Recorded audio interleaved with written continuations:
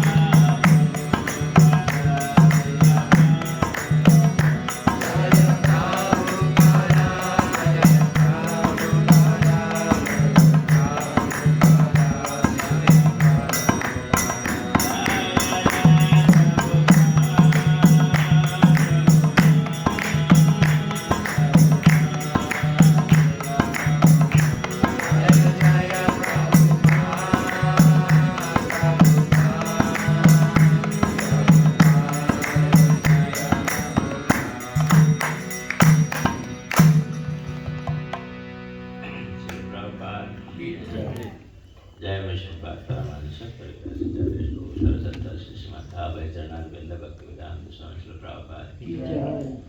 Jai Vishnupada Paramahansa Parivrajacharya Shrotra Satta Srila Bhakti Siddhanta Saraswati Thakur Prabhupada ki Jai.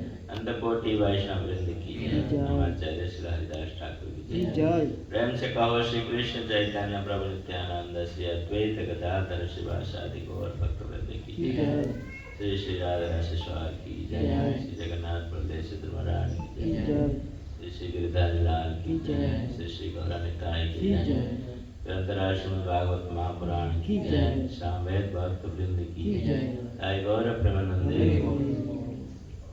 All glory to Krishna. Hare Krishna. All glory to Hare Krishna. Krishna. All glory to Krishna. Shri Krishna, Shri Gauranga ki jai. Om Namo Bhagavate Vasudevaya. Om Namo Bhagavate Vasudevaya. Om Namo Bhagavate Vasudevaya. Om Namo Bhagavate Vasudevaya. Om Namo Bhagavate Vasudevaya. Om Namo Bhagavate Vasudevaya. Narayanam Namaskrutyam Narayanam Namaskritam. Naro Chaiva Narottamam Naram Chaiva Narottamam. Devim Saraswati Vyasa Devim Saraswati Vyasa. Tato Jayamudiraye Tato Jayamudiraye. Ashtaprayashu Abhadreshu Astaprayeshu Abhadreshu. Nityam Bhagavata Sevaya Nityam Bhagavata Sevaya. Bhagavati Uttama Shloke Bhagavate Uttama Shloke. Bhaktir Bhavati Naistiki Bhaktir Bhavati Naistiki. Grandhara Srimad Bhagavad Mahapuran. Iya. So we are continuing this morning with this prayer. Jadi pagi hari ini kita akan melanjutkan topik daripada doa-doa dari Ratu Kunti, Ibu Kunti. And this is first canto, chapter 8, text number 25. Ini adalah skanda pertama dari Srimad Bhagavatam, bab 8, sloka 25. Vipadaha santutaha satsva Vipadaha santutaha saswa. Tatra tatra jagadguru Tatra tatra jagadguru. Bhavato darsanam yatsya Bhavato darsanam yasyat. Apunava bhavadarsanam Apunar bhavadarsanam. Vipadaha santutaha sasva Vipadaha santutaha saswa.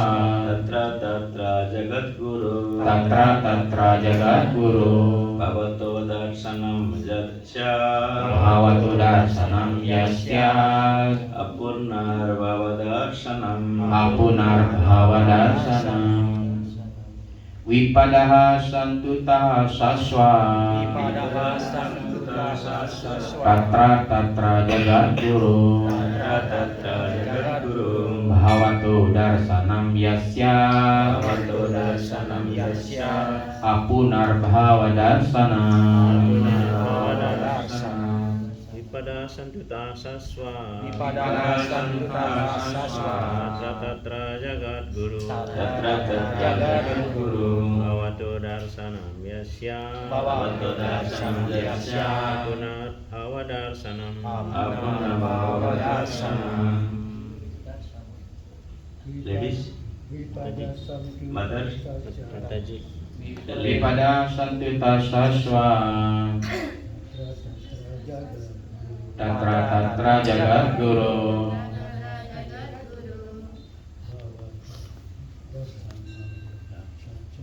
Bhavato darsanam yasya.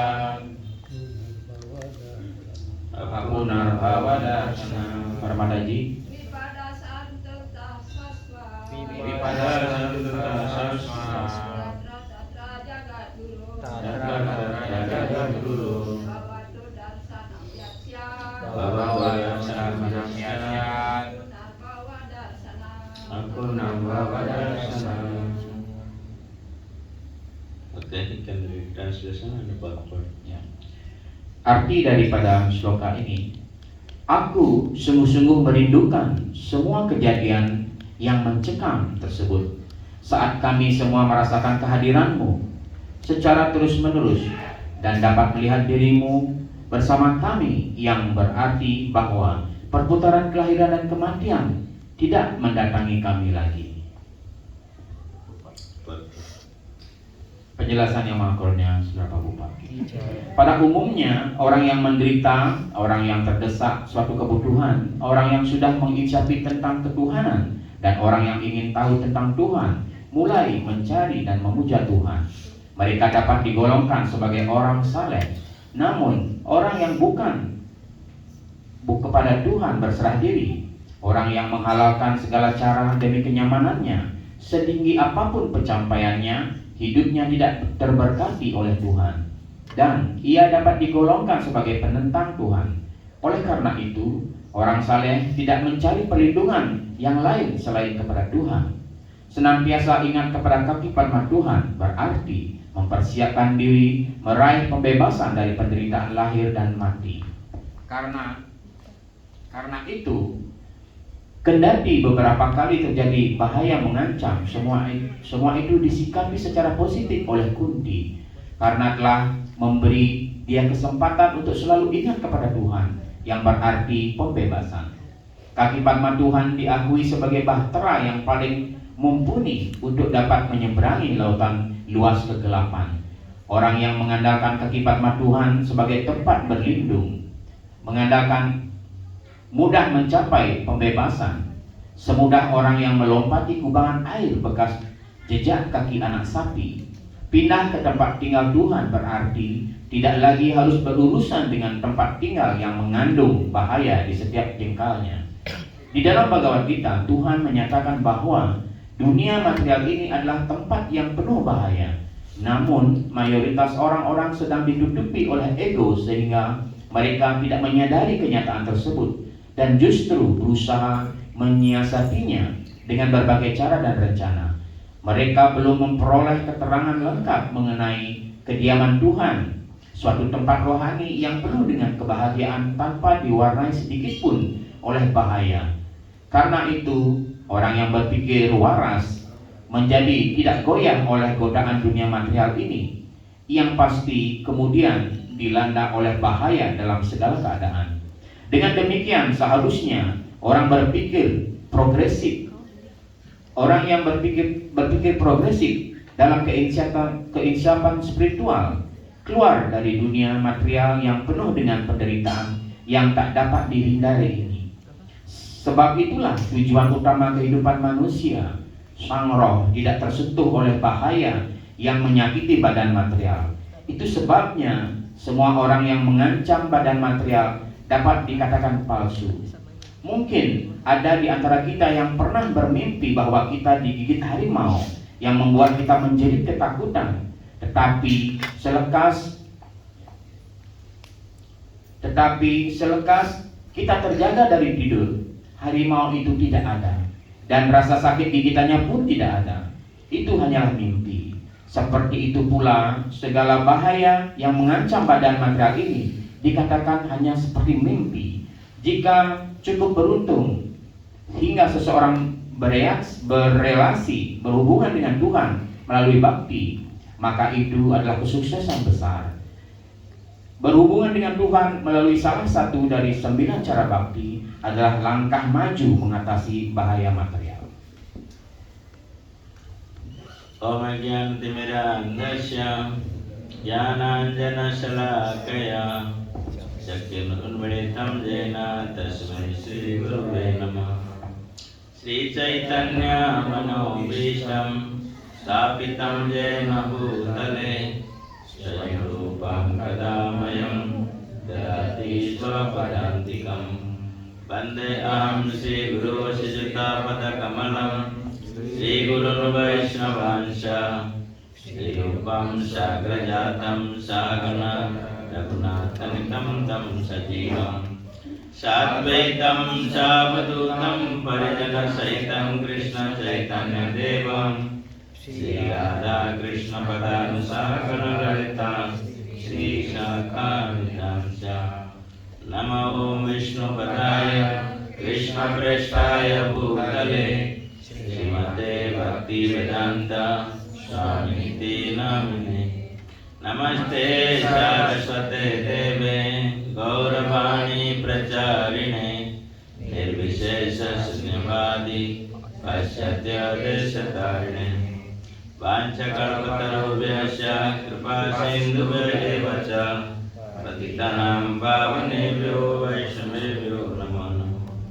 Jai Shri Krishna Chaitanya Prabhu Nityananda Shri Advaita Gadadhara Shivasadi Gaura Bhakta Vrinda Hare Krishna Krishna Krishna Hare Hare Hare Rama Rama Rama Hare Hare. Hare Krishna, dear devotees, Mataji. Hare Krishna, para penyembah yang terkasih, Prabu-Prabu dan Mataji semuanya. So thank you very much again coming for your giving me association in discourse in Srimad Bhagavatam. Terima kasih telah kembali memberikan pergaulan kepada saya di dalam diskusi kita, di dalam membacakan Srimad Bhagavatam pagi hari ini. As Srila Prabhupada mentioned many times, this Kunti Maharani's prayer is very important part of in our devotional journey. Srila Prabhupada selalu menyampaikan bahwa doa-doa dari Dewi Kunti ini adalah sangat-sangat penting di dalam kita menjalankan jalan bakti kita ini. Because as we are practicing devotional service, we may face so many calamities in our life, as Kunti Maharani explaining. Dan di dalam jalan bakti ini kita mungkin banyak sekali ya akan menempuh mara bahaya ataupun gangguan dan cobaan seperti itu, seperti apa yang dialami oleh Kunti Maharani. So then how to face these other calamities which comes in our path of devotional service? Nah, bagaimana caranya kita menghadapi semua rintangan dan mara bahaya ini di dalam perjalanan bakti kita ini? We say that chant and be happy. You take Krishna consciousness and become happy, but actually that does not happen very quickly. Kita selalu ya sering mendengar slogan ya ucapkan nama suci dan berbahagia. Tetapi di dalam kenyataannya kita belum juga mengalami kebahagiaan tersebut. Itu baru hanya slogan saja. So when we are practicing purpose devotional service, of course there will be happiness. But that happiness is a different type of happiness, not in this material happiness. Dan ketika kita menjalani praktek bakti ini, ya tentu saja ada kebahagiaan di sana. Tetapi kebahagiaan dalam bakti itu tidak bisa disamakan dengan kebahagiaan material. So in the eyes of material world, you may face so much troubles and distress in your life, but internally you are always in peaceful. Mungkin secara material kita banyak menghadapi masalah dan menghadapi penderitaan, tetapi di dalam hati kita, di dalam kesadaran spiritual ini, kita selalu berada di dalam kedamaian sesungguhnya. So if we get disturbed in the time of distressed life, so then you will completely out of Krishna consciousness. Dan biasanya ketika kita menghadapi masalah dan menghadapi penderitaan di dunia material ini, sebenarnya kita di luar dalam tadi kesadaran Krishna. So this is your examination. In like children, they are doing examination when they go to class, the school. So in class of our devotional service, so we have to give examination. Dan hal ini sebenarnya adalah merupakan ujian. Seperti halnya para murid-murid di sekolah belajar selalu mendapatkan ujian. Dan segala masalah yang di dalam hidup kita ini sebenarnya adalah ujian kita di dalam menempuh sekolah kita di dalam kesadaran Krishna ini. So everywhere in this world we have to give examination. Ya, tolong tutup keluarganya saya ulang. Dan setiap masalah ini di dalam kesadaran Krishna ini sebenarnya adalah ujian bagi kita. So without examination you cannot get pass or you cannot get a result. You don't know what is your progress in your life. Dan tanpa adanya ujian seperti itu, ya, kita tidak bisa lulus di dalam sekolah kita. Dan kita juga tidak bisa mengukur sebatas mana sudah kemajuan yang kita peroleh di dalam kesadaran Krishna ini. So here in Srimad Bhagavatam, as you see, Kunti Maharani and Pandavas, they got a very tough examination. Dan di dalam Srimad Bhagavatam ini kita sudah bisa pahami bagaimana Kunti Dewi dan putra-putra beliau para Pandawa mendapatkan ujian yang paling ujian tingkatan yang paling hebat ujiannya. Because in scripture it gives us an extreme point of our tolerance capacity. Dan di dalam sastra-sastra seperti ini bagaimana kita diajarkan begitu luar biasanya toleransi yang dialami oleh para penyembah-penyembah agung seperti itu. What extent the devotee can tolerate, and I understand this is mercy of Krishna. Dan sejauh mana para penyembah bisa mentoleransi hal itu dan menganggap ini adalah karunia daripada Krishna. And same time when devotee, when we are practicing devotional service, so now when we see and compare our distress to this extent of distress which is mentioned in Srimad Bhagavatam, then we think, oh, for my distress is very small. Dan kalau kita bandingkan penderitaan yang kita alami dengan penderitaan para penyembah-penyembah murni di dalam Srimad Bhagavatam, kita bisa mengerti penderitaan kita tidak ada artinya, hanya kecil sekali penderitaan yang kita dapatkan. Then that will give you more and more enthusiastic. Yes, Krishna is if Krishna can help in that situation, why Krishna cannot give me strength and he cannot help me? Dengan cara seperti itu kita bisa memahami bagaimana Krishna bisa membantu mereka para penyembah yang dalam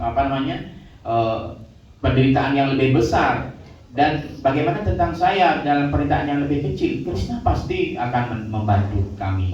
So yesterday we are listening what are the calamities came to Kunti Maharani and his family. Dan kemarin malam kita sudah mendengarkan beberapa hal kejadian mara bahaya yang dialami oleh Ibu Kunti. So Kunti Maharani is remembering what happened in the assembly of Kuru dynasty. Dan Ibu Kunti juga mengingat apa yang terjadi ketika sidang para Kuru, pertemuan para tetua Kuru di Hastinapura itu. And when from the childhood Bhima was given poison in his food. Dan ketika Bima masih kecil, bagaimana Bima diberikan kue yang diisi racun oleh para Kaurawa. So when they were sent to the forest, there are so many calamities came in their life. Dan ketika mereka diasingkan di hutan, dan bagaimana juga mara bahaya dan penderitaan datang di dalam pengasingan mereka itu. And she was remembering again in the battlefield of Kurukshetra. How many this all military generals in the opposite side, only my 5 children were in the other side. But due to Krishna, they got victory over them. Dan Kunti juga mengingat bagaimana di medan perang besar Kurukshetra itu, dan bagaimana para pahlawan-pahlawan besar berada di pihak musuh. Tetapi Krishna menyelamatkan 5 orang putra saya seperti itu. And just now she was experiencing how Drona son Ashwastama, he released the Brahmastra and Krishna protected Umbaputra and same time 5 Pandavas. Dan juga akhirnya Ibu Kunti mengingat bagaimana ketika putra daripada Drona Acharya, Aswatthama, melepaskan panah Brahmastra itu dengan tujuan membunuh kandungan utara dan juga kelima putranya, para Pandawa. So when you think about these calamities and this dangerous situation, here your body and you don't want those distress again. Dan ketika kita mendengar bagaimana mara bahaya ini yang dialami oleh Pandawa ini, mungkin bulu-bulu roma kita akan merinding mendengarnya, dan kita tidak akan berharap hal itu akan terjadi lagi. So you will thank the Lord, my dear Lord, somehow you protected me. So thank you very much. No more distress again. Dengan cara seperti itu kita akan berterima kasih kepada Tuhan. Oh Tuhan, Anda sudah menyelamatkan saya dengan sampai sekarang saya bisa berada di dalam lindungan Anda. Mohon jangan berikan hamba lagi penderitaan. So who wants distress in their life? Prabhu dan Mataji, siapa yang ingin penderitaan di dalam hidupnya? But Kunti Maharani was not an ordinary human being. Tetapi Kunti Maharani bukanlah manusia biasa. So Kunti Maharani is praying, my dear Lord, please give me more and more distress in my life. Dan Kunti Maharani selalu berdoa, oh Tuhanku, mohon berikan hamba penderitaan lagi dan lagi di dalam hidup hamba. Maybe again Bhima has been given poison in his food, and again we go vanish to the forest, and again Draupadi has been disturbed in this part, in the assembly of Kurul. So she is praying, my dear Lord, please give me more and more calamities. Dan Ibu Kunti selalu berdoa, berikan saya lagi dan lagi penderitaan dan mara bahaya di dalam hidup hamba. Berikan lagi kue yang beracun kepada Bima. Berikan lagi kami pengasingan di hutan. Berikan kami lagi penderitaan seperti bagaimana Drupadi mau ditelanjangi seperti itu. So people in general they think, what type of prayer she is doing? Pada umumnya orang berpikir doa macam apa yang disampaikan oleh Ibu Kunti ini. Maybe she went mad. Mungkin Kunti Dewi ini sudah menjadi gila. Dia menginginkan penderitaan terus. So somebody should ask happiness in their life, not distress in their life. Ya, sebenarnya seseorang harus meminta kebahagiaan di dalam hidupnya, bukan justru meminta penderitaan di dalam hidupnya. But Kunti Maharani knows that in the time of happiness there is big distress. Dan Kunti Maharani paham betul bahwa ketika mereka berada di dalam kebahagiaan, sebenarnya ada penderitaan yang besar di balik kebahagiaan itu. What is actually real distress in our life? Apa sebenarnya penderitaan yang sesungguhnya di dalam hidup kita ini? So when we are not remembering Krishna, that is the distress in our life. Ketika kita tidak bisa mengingat Krishna di dalam hidup kita, itu adalah penderitaan yang paling besar di dalam hidup So kita. as long as we are remembering Krishna, so we are not in distress, we are happy. Selama kita masih mengingat Krishna dan sadar akan Krishna, maka kita tidak akan berada di dalam penderitaan. And all this distress condition, Kunti Maharani saw always Krishna was present. Dan di dalam setiap penderitaan yang dia alami, Ibu Kunti selalu merasakan kehadiran Krishna di dalamnya. Then where is the distress? When Krishna is present, where is the distress? There is no more distress at all. Dan ketika ada Krishna di sana, di mana letak ketidakbahagiaan? Ketika Krishna ada di sana, maka kebahagiaan yang sesungguhnya ada di sana. Tidak ada ketidakbahagiaan. But now there is so-called happiness period come. Yudhishthira Maharaj now become enthroned as a crown prince, crown king of the whole world. But Kunti Maharani thinking that this is not actually real happiness. Dan saatnya Ibu Kunti merasakan ini kebahagiaan yang tidak sebenarnya sedang terjadi. Ketika bagaimana Yudhishthira Maharaj diistanakan di tahta beliau sebagai penguasa daripada seluruh bumi ini, dan Ibu Kunti merasakan ini bukanlah kebahagiaan yang sesungguhnya. This so-called happiness came, but now Krishna is leaving our home. Dan ketika yang namanya saja kebahagiaan itu datang, tetapi Krishna meninggalkan rumah kita. So that's why Kunti Maharani praying that, my dear Lord, so we may get always this distress condition. So that's why you will not leave us anymore. Ya. Oleh karena itulah Ibu Kunti selalu berdoa, berikanlah hamba penderitaan selalu, sehingga Anda tidak akan meninggalkan hamba semua. So that's why this is the symptom of a devotee actually. They should always look for a distressed life. Ya. Dan ini adalah sebenarnya ciri-ciri daripada para penyembah seperti itu. Ketika dia selalu melihat segala penderitaan di dalam hidupnya. Because when you are in distress, Krishna will come to your aid and help you. Ya. Dan ketika kita berada dalam kondisi penderitaan seperti itu, Krishna akan datang memegang tangan kita dan membantu kita. Srila Bhaktivinoda Thakur singing that Tumhara bhajana jata hai dukha saita parama sukha. So when I am doing your bhajan, if there so many distress condition come, but that is really happiness in my life. Dan Srila Bhaktivinoda Thakur di salah satu lagu bacaan beliau mengatakan, kapanpun ketika hamba melakukan pelayanan bakti, di sana ada banyak penderitaan yang datang. Sebenarnya itu adalah kebahagiaan yang sesungguhnya. So distress condition means actually that is a real blessing of the Supreme Lord. Dan kondisi penderitaan itu sebenarnya adalah karunia yang sesungguhnya dari Tuhan Yang Maha Esa Sri Krishna. So in your happiness condition, you most chances that you fail to remember Krishna. Ya.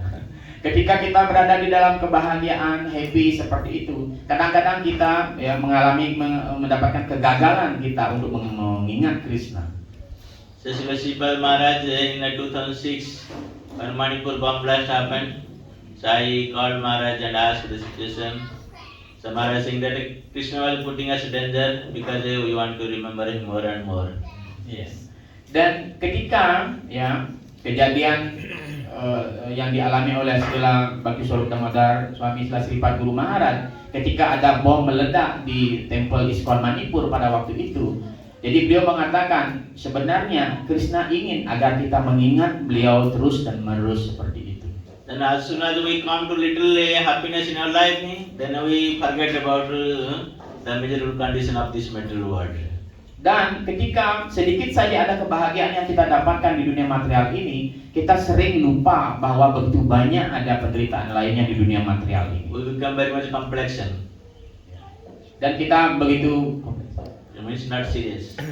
dan kita menjadi tidak begitu serius di So dalam. we think that everything is going very nicely. Dan kita menganggap segala sesuatu baik-baik saja, segala sesuatu berjalan dengan baik-baik saja. But the actual real condition of this material world is not very nice. It's always a distress. Sesungguhnya ya kondisi atau keadaan dunia material ini ya tidak ada kebahagiaan sebenarnya, selalu penderitaan yang ada. And every steps of our life there is danger. Pada vipadam. Always there is danger. Pada Padam Vipadam, setiap langkah kaki kita selalu ada mara bahaya di sana. So that's why we have to always remember that in my life 100% I should get distress. Dan kita ya kadang harus berpikir bahwa 100% di dalam hidup kita sebenarnya selalu kita mendapatkan penderitaan. But if something happiness comes in my life, okay, that is a special mercy of the Supreme Lord. Dan jika ada sedikit kebahagiaan yang hadir di dalam hidup kita, kita harus berpikir bahwa ini adalah karunia daripada Tuhan Sri Krishna. But people they think in different way, completely opposite way. Tetapi ya orang-orang pada umumnya berpikir justru sebaliknya. So because they were not aware of this condition of this material world. Dan ya sesungguhnya kita sebenarnya tidak begitu peduli dengan ke kondisi dunia material ini. But Kunti Maharani, like the devotees, they should always they know very well that what is the real condition of this material world. Dan seperti Kunti Maharani dan prima-prima murni yang lainnya, mereka sangat-sangat mengerti apa sebenarnya kondisi dunia material ini. So when you understood the condition of this material world, then you don't ask the Supreme Lord, oh give me happiness in your life. Dan ketika kita benar-benar mengerti apa sebenarnya kondisi dunia material ini, maka kita tidak pernah meminta kepada Tuhan, berikan saya kebahagiaan. Only the foolish people they are looking happiness in this material world. Hanya orang-orang yang berada dalam kebodohan yang mencari-cari kebahagiaan di dunia material ini. Because they have volunteered to come here to this distress condition of the world. Sebenarnya mereka jatuh di dunia material ini dikarenakan hanya mereka ingin mencari penderitaan di dunia material ini. So and the point here Kunti Maharani is saying that we should learn that because when a distress condition of our life comes, then we pray Krishna and Krishna come to our aid, then there is no more distress. Kunti Maharani poin yang ingin beliau ajarkan di sini adalah ketika kita berada di dalam kondisi yang menderita seperti itu, kita hendaknya berdoa kepada Krishna agar Krishna melindungi kita dan tidak lagi ada penderitaan setelah itu. So can you think about the Pandavas? They were son of the great demigods. Kita bisa bayangkan para Pandawa itu sebenarnya adalah putra-putra dari dewa-dewa yang sangat agung. And they are dear friend of Krishna, who is the Supreme Lord himself. Dan juga para Pandawa adalah kawan baik daripada Sri Krishna, kepribadian Tuhan Yang Maha Esa. And Krishna was wandering in their palace like a normal in their family member. Dan Sri Krishna berjalan-jalan di istana mereka, di tempat mereka seperti halnya Krishna berjalan di rumah keluarganya sendiri. And how it is possible that they went through so much calamities in their life? Tetapi bagaimana mungkin para Pandawa mengalami begitu banyak penderitaan dan mara bahaya di dalam hidupnya? So that's why we have to always understand. So we may consider ourselves a great devotee, but we should not try to avoid this calamity condition in our life. Dan satu hal mungkin ya, kita boleh bisa menganggap diri kita sebagai penyembah yang hebat begitu. Tetapi satu hal adalah kita harus mengerti bahwa dunia material ini adalah tempat daripada penderitaan. So you have to prepare yourself when you are coming to Krishna consciousness. You are voluntarily invited to the calamities. Dan kita harus mempersiapkan diri kita bahwa ketika kita datang ke dalam kesadaran Krishna ini, itu artinya kita siap untuk menghadapi mara bahaya dan masalah. So that means I am not scaring you. They don't practice Krishna consciousness. Ya, Maharaj mengatakan ya, bukan berarti saya menakut-nakuti Prabu dan Mataji semua. But internally we have to prepare ourselves that all calamities I have invited to come in Krishna consciousness. Ya. Dan sebenarnya kita harus mempersiapkan benar-benar di dalam hati kita bahwa kita sedang mengundang mara bahaya atau masalah ketika kita hadir di dalam kesadaran If Krishna. you are internally not strong enough to accept this calamity condition in your life, then when a little distress come into your life, then you become completely out of Krishna consciousness. Dan jika kita memang tidak benar-benar kuat di dalam hati kita bahwa untuk menghadapi para mara bahaya ini, ketika kita mendapatkan setitik saja bahaya, maka kita akan meninggalkan kesadaran Krishna. So like you can give an example of this material example, when person gets suffered and some disease come. Why a disease come to the person attack? Because internally his potency is less power. That's why he got affected by some disease. Seperti contoh pada umumnya, mengapa seseorang bisa menderita penyakit seperti itu, dia mengalami sakit seperti itu? Karena imunnya, kekuatan di dalam dirinya begitu lemah seperti itu. That's why we go to doctor and doctor gives us antibiotics and get more and more internal potency apart from the different virus. Jadi oleh karena itu dokter datang untuk memberikannya dia obat antibiotik seperti itu agar dia mendapatkan kembali kekuatan di dalam dirinya untuk menghadapi virus-virus yang menyerangnya. So when your internal potency is increasing more stronger, then you can face any type of opponents in front of you.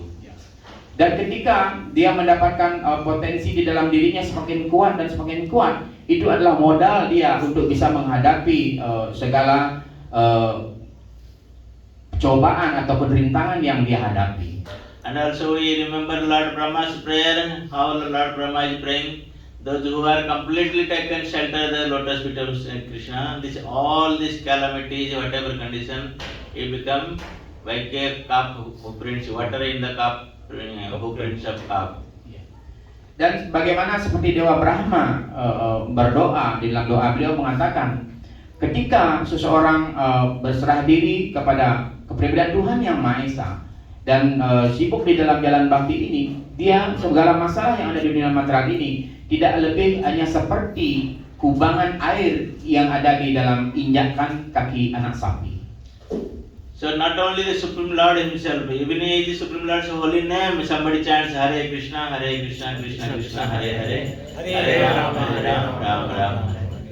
All the auspiciousness comes to that person, and all this bad effect, everything, gone away immediately. Jangankan kepribadian Tuhan Yang Maha Esa, bahkan dengan mengucapkan nama suci beliau saja, ya, mantra Hare Krishna, Krishna Krishna, Hare Hare, Hare Rama, Rama Rama, Hare Hare. Maka segala kemujuran akan didapatkan oleh orang itu dan segala efek-efek yang negatif akan dihilangkan dari dirinya.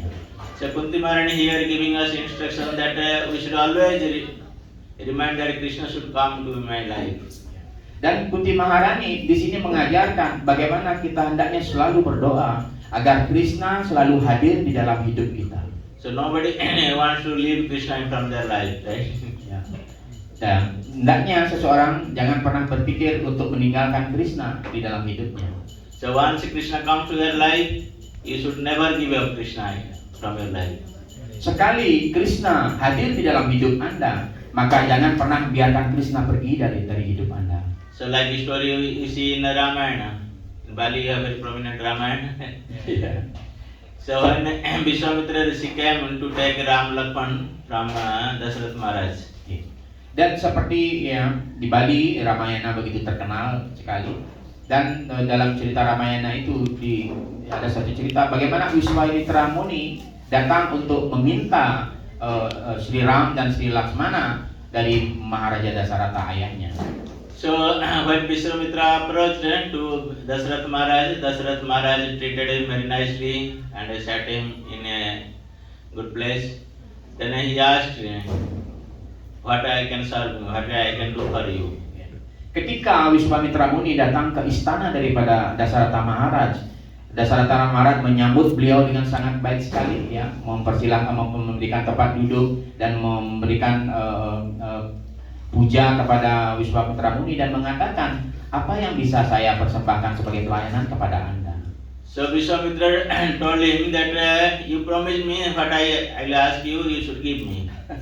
Wiswamitra Muni berkata, oh Maharaj, apa yang saya akan minta, Anda harus berjanji, Anda harus menepati dan memberikannya kepada saya. So then Dasarath Maharaj told, yes, I give my life and inspire my life to keep my promise. Whatever you ask, I rather give my life for that. Oh Maharaj, ya, oh Resi, ya, bahkan saya bersiap untuk memberikan bahkan hidup saya dan semua hidup saya persembahkan kepada Anda. Apapun yang Anda minta, saya berjanji akan memberikannya. Then Vishwamitra Muni asked, please give me Ram Lakshman. Dan akhirnya Wiswamitra berkata, oh Maharaj, berikan saya putra Anda, Rama dan Lakshmana untuk saya. Dasarath Maharaj told that whatever you ask, I am ready to give, but no Ram. Tapi Dasaratha Maharaj mengatakan, apapun yang Anda minta akan saya berikan wahai Resi, tetapi jangan minta anak saya Rama dan Lakshmana. Vishwamitra told, you promise that me, you give me whatever I ask. Tetapi Wiswamitra Muni mengatakan, kamu sudah berjanji akan memberikan apa saja yang saya minta. Then Dasarath Maharaj told, yes, I promise to give up my life, not Ram. Ya, oh iya, saya memang benar bahkan saya bersiap untuk ya memberikan hidup saya, tetapi bukan Rama. So from that we understood that how much Dasarath Maharaj was loving Ram. Dari hal ini kita bisa mengerti bahwa betapa Dasaratha Maharaj sangat mencintai Sri Rama. So who can give up Ram from his own life? Siapa yang bisa memberikan Rama atau meninggalkan Rama di dalam hidupnya? Because our life partner only remains as long as Ram in our life. Dan hidup di kita bisa hidup berarti ketika kita menempatkan Rama di dalam hati kita. If Ram is not in your life, there is no more life. This is just material body. Ya. Ketika Rama atau Krishna tidak lagi ada di hati kita, itu artinya kita bukan hidup. Ya, kita hanya seonggok mayat, hidup material saja. And same thing here we see that Kunti Maharani knows that when Krishna is there, everything is there. If Krishna is not there, even all this material opulence, everything there, but that is no value. Ya. Dan Kunti Maharani mengerti dengan sangat baik sekali ketika Krishna ada di sana, segala sesuatu pasti ada di sana. Walaupun segala kemewahan di dunia material ini diberikan kepada kita, tetapi kalau tidak ada Krishna di sana, itu sama sekali tidak ada nilainya. So that is the lesson actually for us. We should take from this Kunti Maharani's prayer. Ini adalah ajaran yang diberikan kepada kita dari doa-doa daripada Kunti Maharani. Then in a second verse, Kunti Maharani is saying the next verse 26. Dan Kunti Maharani is saying actually what are the hindrance in our practicing devotional service.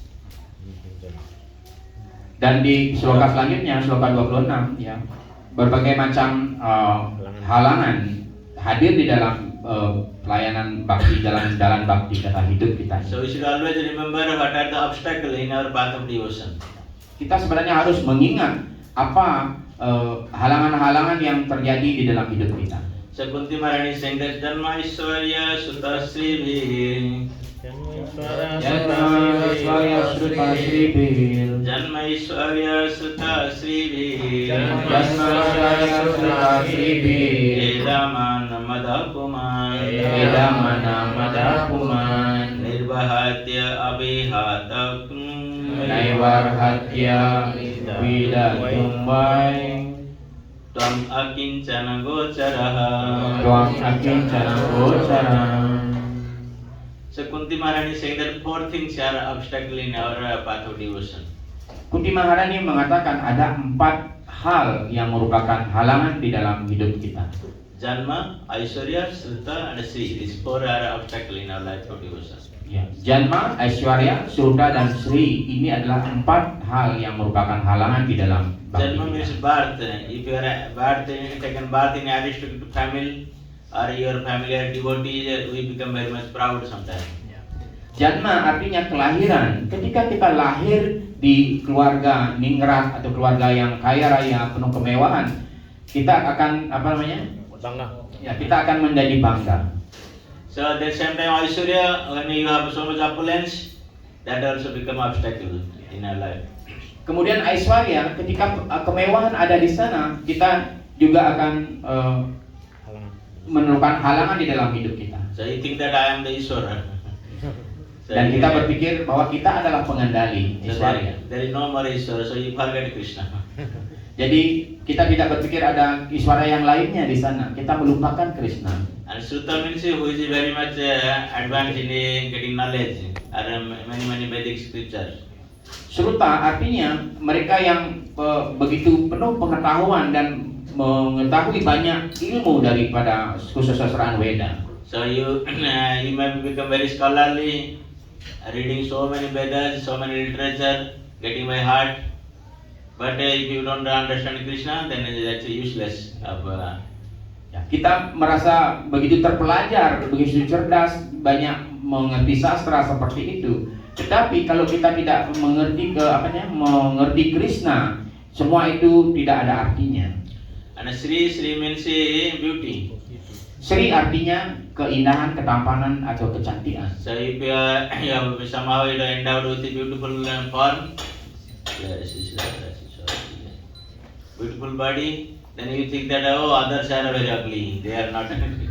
Ketika kita diberikan, dianugerahi wajah tampan, wajah cantik seperti itu, kita berpikir kita adalah paling cantik, yang lainnya bocok semuanya. So Krishna here Kunti Maharani saying that Edam Madam Man Puman. So these are Madam means they are intoxicated by some people. Di sini Ibu Kunti mengatakan edamana madahuman. Bagaimana mereka dibuat mabuk oleh seseorang. It increases your intoxication. That I am very beautiful, I am very rich, or I have born in such and such family. So these are obstacles practically in your devotional journey. Ya. Ini adalah halangan di dalam praktek bakti kita, di mana kita merasa mabuk dan lebih tenggelam di dalam intoksikasi atau mabuk itu dengan keindahan, kecantikan, pengetahuan dan kemewahan itu. That's why Kunti Maharani is asking that, my dear Lord, please don't give me this thing. Dan Kunti Maharani begitu cerdas berdoa kepada Sri Krishna, oh Tuhan Sri Krishna, jangan berikan hal-hal ini kepada hamba. But sometimes she was born in that family, very respected family. Tetapi pada yang sama, beliau lahir di keluarga seperti itu, keluarga ningrat, mewah dan cantik beliau. So Kunti Maharani prayer is that you are only understood by Akincana Gochara. On those who are materially exhausted, all this material wealth.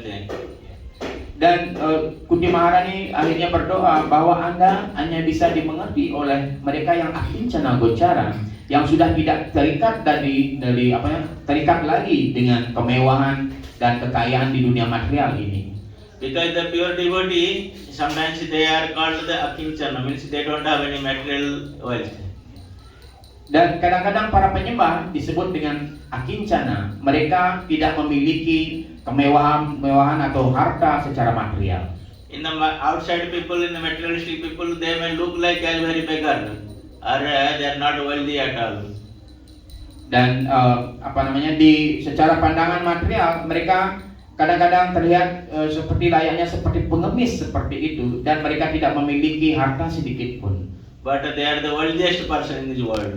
Tetapi sesungguhnya penyembah seperti itu mereka lah orang-orang yang paling kaya, terkaya, para sultan di dunia. Because they have accepted Krishna in their life. That's why they are the wealthiest. Ya, karena mereka menerima Krishna di dalam hidupnya dan menyimpan Krishna, karena itulah mereka adalah orang-orang yang kaya raya sesungguhnya. So that like example we see in the Chaitanya Charitamrita and Chaitanya Bhagavata also.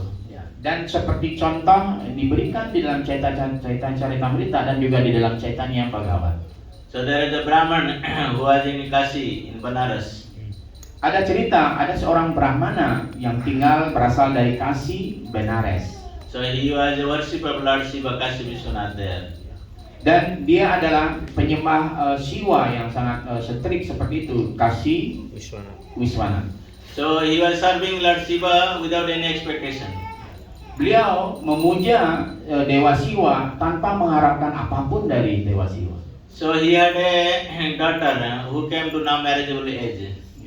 Dan dia memiliki seorang putri yang saat itu sudah remaja dan sudah cukup umur untuk menikah. But he did not have enough wealth to get her married.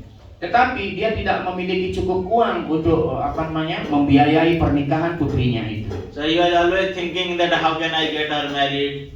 So I don't have any wealth. So he was always thinking. Dia selalu berpikir bagaimana saya bisa akan menikahkan putri saya, sedangkan saya tidak memiliki uang sepeser pun. So his wife told him, no, you should ask Lord Shiva because he gives wealth to everybody. No, I cannot ask Lord Shiva for this. Dan istrinya mengatakan, ya, Anda adalah pemuja Shiva, Anda minta kepada Dewa Shiva. Beliau yang akan berkarunia dan seperti orang-orang lain akan diberikan kekayaan. Tetapi dia mengatakan tidak, saya tidak akan meminta hal itu kepada Dewa Shiva. So he was sleeping one day night. Pada suatu malam dia tertidur pulas. Lord Shiva came to his dream. Dan Dewa Shiva hadir di dalam mimpinya. So Lord Shiva told you need money to get your daughter get married. You go to Vrindavan. Dan Dewa Shiva mengatakan, kamu jika membutuhkan uang untuk persiapan pernikahan putrimu, kamu pergi saja ke Vrindavan. So there is a saint called Sanatana Goswami. He has so many wealth. He will give you, and you bring that wealth and get married your daughter. Dan Dewa Shiva mengatakan dalam mimpi itu, Anda pergi dan temui seseorang yang bernama Sanatana Goswami. Dia punya banyak sekali kekayaan. Mintalah kekayaan kepadanya dan pulang siapkan pernikahan untuk putrimu. The next day, by the order of Lord Shiva, the Brahman went journey to Vrindavan. Dan esokan paginya, atas petunjuk daripada Dewa Shiva, akhirnya sang Brahmana pun pergi ke Vrindavan. So then after some days he reached Vrindavan. Then he was looking for Sanatana Goswami where he is living. Dan setelah dia tiba di Vrindavan, dia mencari-cari ke sana kemari.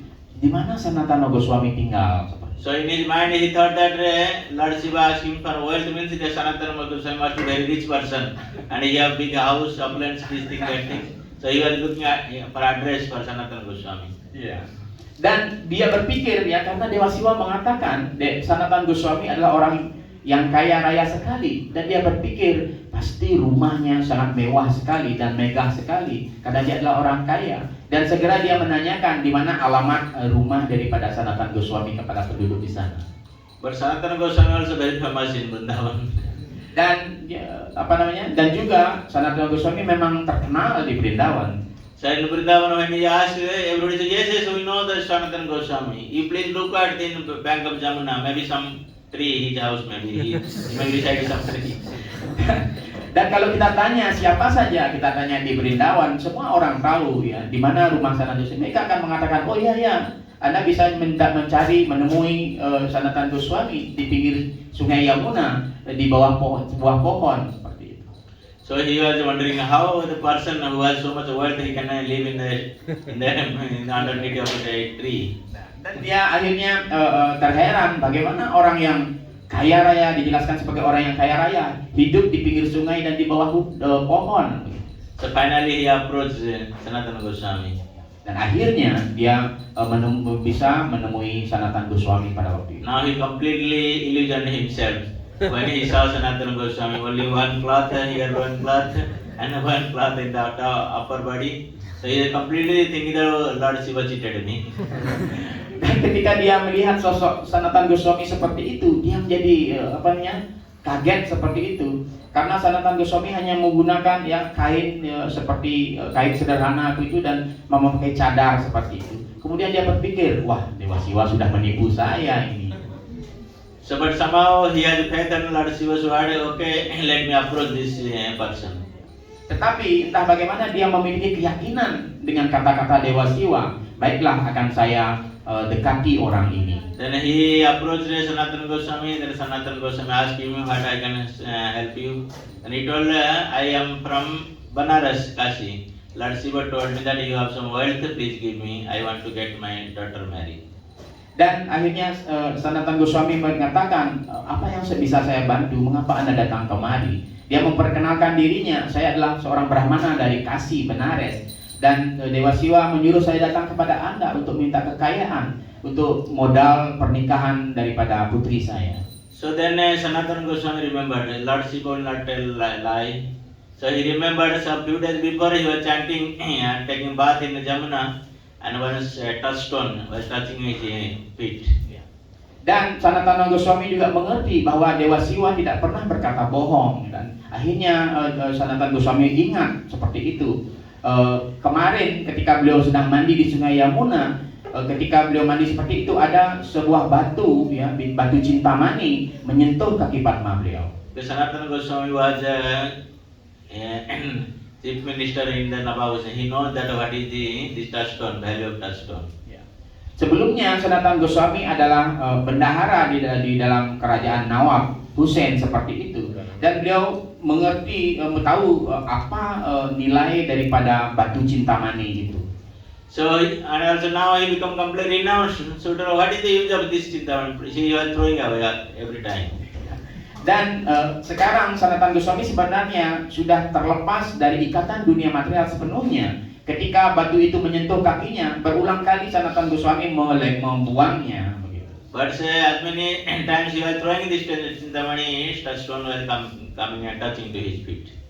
Jadi meskipun beberapa kali Sanatana Goswami membuang batu itu, tetapi batu itu selalu hanyut dan lagi datang menyentuh kaki Padma. And finally he took that Cintamani stone and throw in the garbage. Akhirnya Sanatana Goswami karena kesal sering disentuh batu Cintamani itu, akhirnya dia mengambilnya dan melemparkannya ke tempat sampah. So then Sanatana Goswami told that, okay, you go to that place and find it from garbage that stone. And Dan akhirnya Sanatana Goswami mengatakan kepada Brahmana itu, oke, kamu pergi saja ke tempat sampah itu, saya sudah membuangnya di tempat sampah itu. So the Brahman went there, he found the touchstone. Now he became very happy. Now went back to Banaras. Dan akhirnya benar saja Brahmana itu menemukan batu Cintamani itu di tumpukan sampah dan dia sangat berbahagia sekali. Akhirnya dia pulang ke rumahnya ke Benares. So the quality of a Cintamani stone, when you touch to iron, it will become gold. Dan kualitas kehebatan daripada batu Cintamani itu, ketika batu itu disentuhkan kepada besi, maka besi itu akan menjadi emas. So he got enough gold to get their daughter married. Akhirnya dia mendapatkan cukup emas untuk biaya persiapan pernikahan putrinya. After the marriage ceremony finished, now real intelligence came to his mind.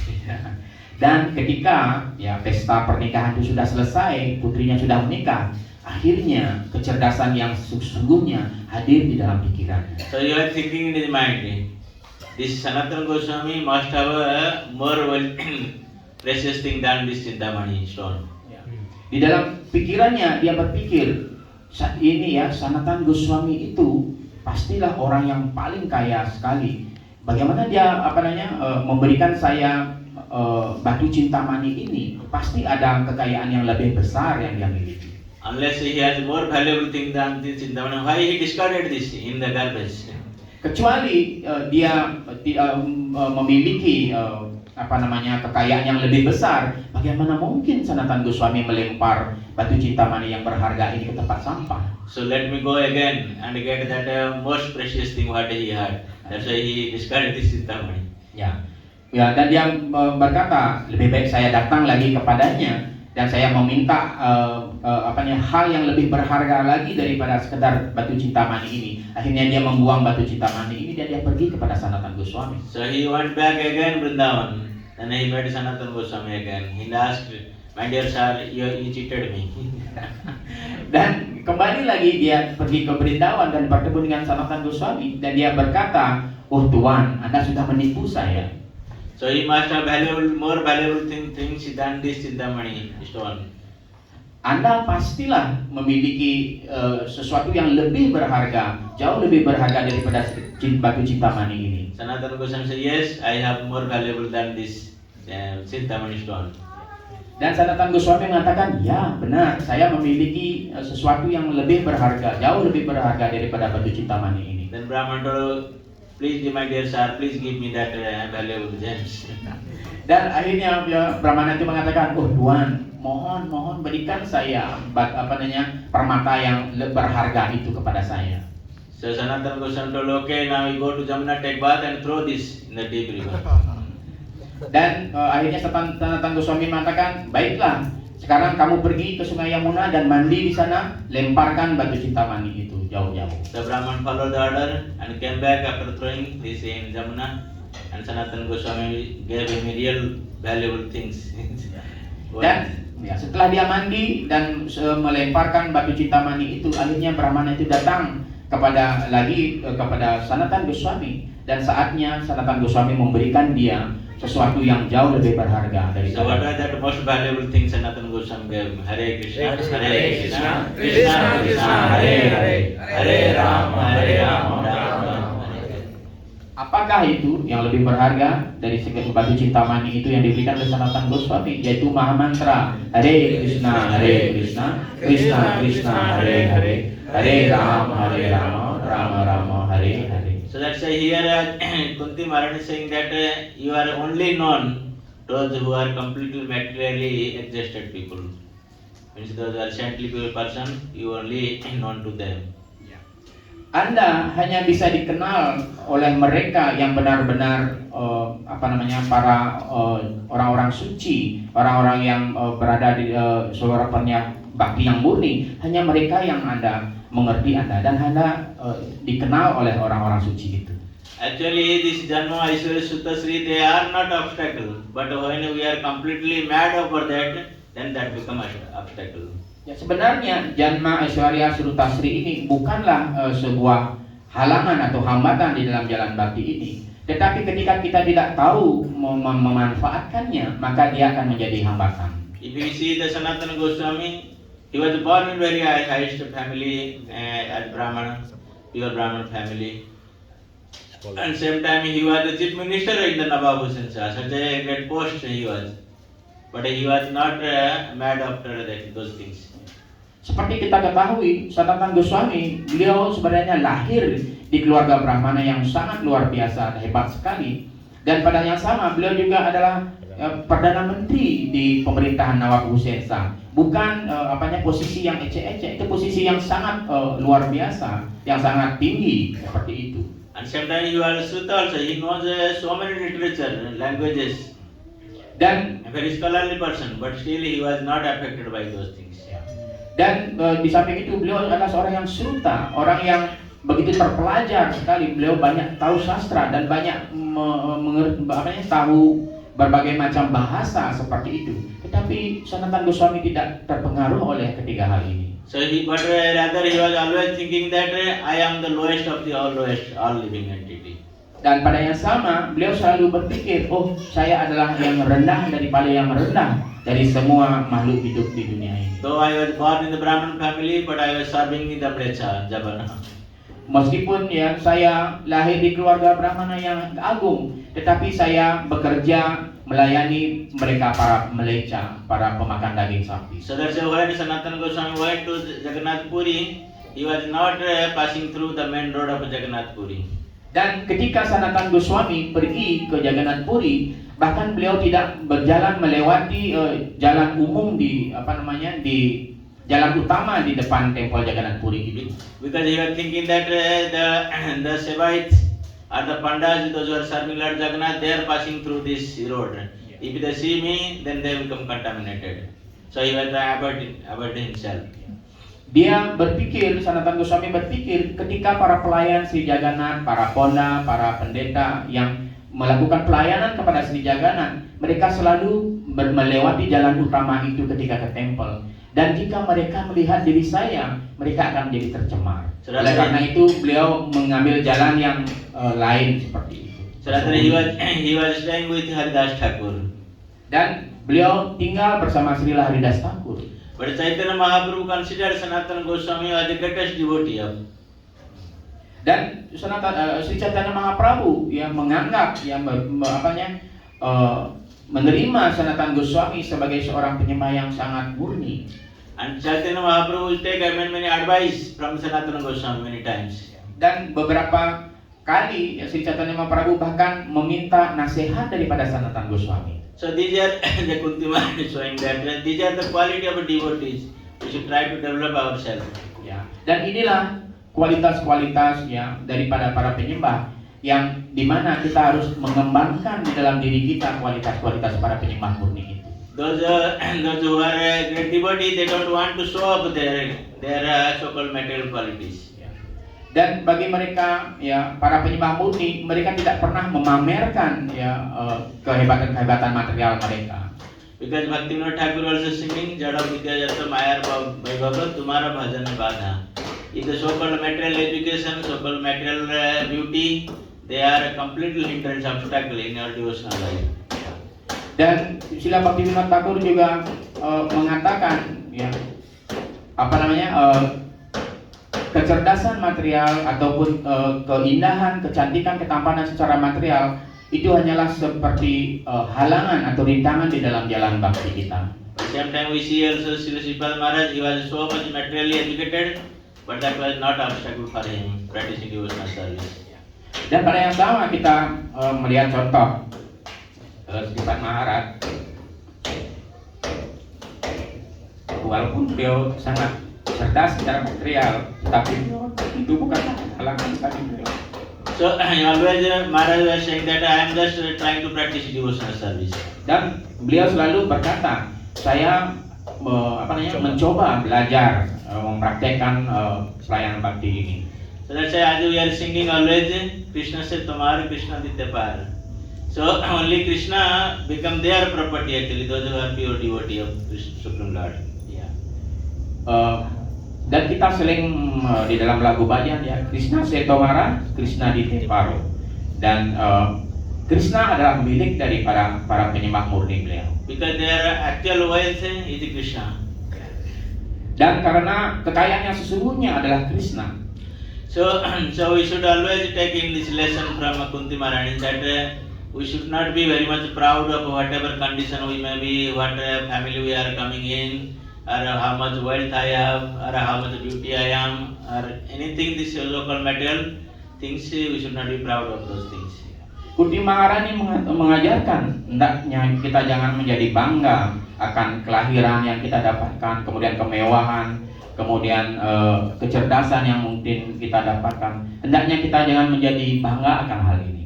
So because when we are proud of our so-called this material things, the Krishna cannot tolerate those things. Jika kita menjadi bangga akan hal-hal ini, maka Krishna tidak akan bisa mentoleransi diri kita. Even in the great devotee, Krishna gave them lesson. So that when they are proud comes to their life. Bahkan ketika para penyembah murni itu menjadi terhinggap akan rasa bangga, Krishna memberikan pelajaran juga kepada mereka. In Hanuman, Narada Muni, Rishi, even Arjuna, Krishna also made them understand that what is their original position. Seperti Hanuman, Narada Muni dan yang lainnya pernah diberikan pelajaran oleh Krishna sehingga mereka tahu di mana posisi mereka. So one day Arjuna was thinking very proudly, I am a greatest archer in this world. Great archer. Pemanah. Oh, Arjuna ya. Arjuna juga pernah berpikir bahwa ya saya adalah satu-satunya pemanah yang paling hebat di dunia ini. So Krishna thought, this is not good for my friend. No? Dan Krishna berpikir, oh ini tidak baik untuk sahabat saya ini. Dia menjadi bangga. So then Krishna said Arjuna, you go to some river to get some flower, lotus flower from there. Akhirnya Krishna yang menyuruh Arjuna untuk datang, kan kamu pergilah ke pinggir sungai itu untuk memetik bunga di sana. So he went and he found there is a river on the road. Ya, akhirnya Arjuna pergi dan beliau melihat ada sungai di pinggir jalan. And he found there one monkey there sleeping there. Ya. Dan akhirnya Arjuna melihat ada seekor monyet sedang tidur di pinggir jalan itu. So Arjuna told, okay, get out of this monkey. Why you are sleeping on the main road? Ya. Dan kemudian Arjuna berkata, wahai monyet, jangan tidur di jalan ini, jangan menghalangi jalan saya. So then the monkey he told, no, there is a river there. How can you go other side? Ya.